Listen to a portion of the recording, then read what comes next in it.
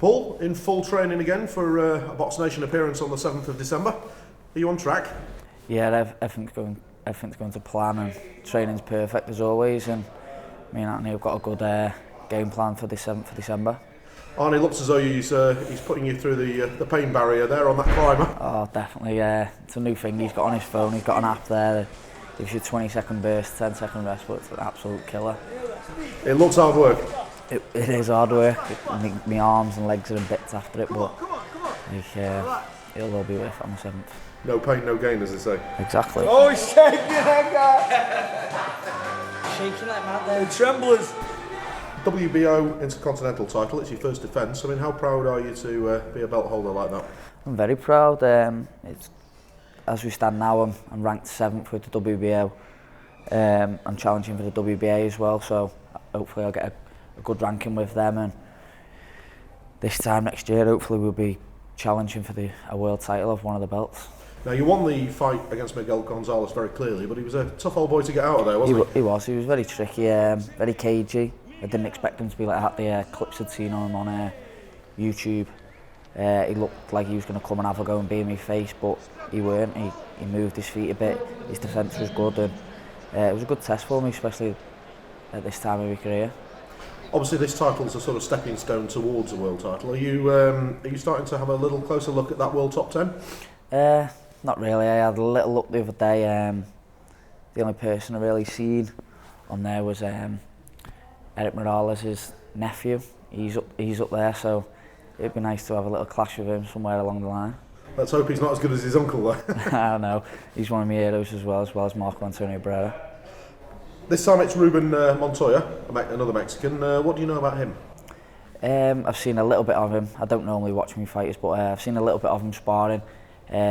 Typical Mexican, really. Likes to come and have a fight. I think he's done a little interview himself saying he's going to be my worst nightmare. But we'll see come the 7th of December. Once that bell goes and he's tasting leather, I think it'll be a different story. I think he calls himself the Hurricane, but he'll do well to match your ferocity. Definitely. I think if he stands there in front of me, it'll play to my advantage, and if he does stand there in front of me, I think I'll be taking him out. You seem to be very, very sharp in training already, Paul. I mean, are you pleased with the way things are going? Definitely, yeah.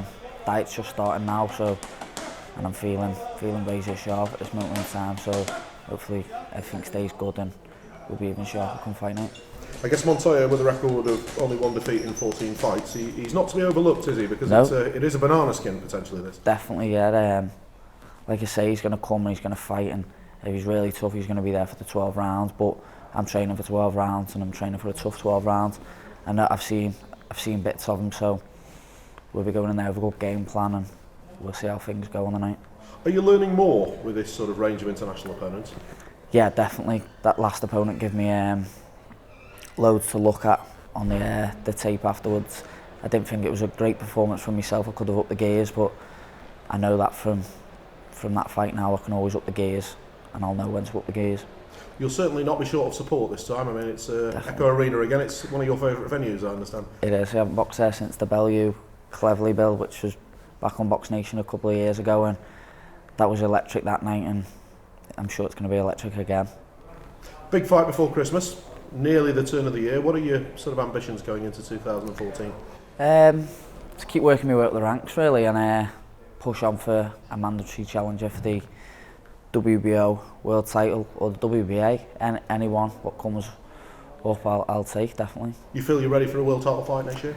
A couple more fights, yeah. I wouldn't say right now. There's still learning to be done, as proven in my last fight, but a couple more fights, push me up the ladder and I'll be ready, yeah.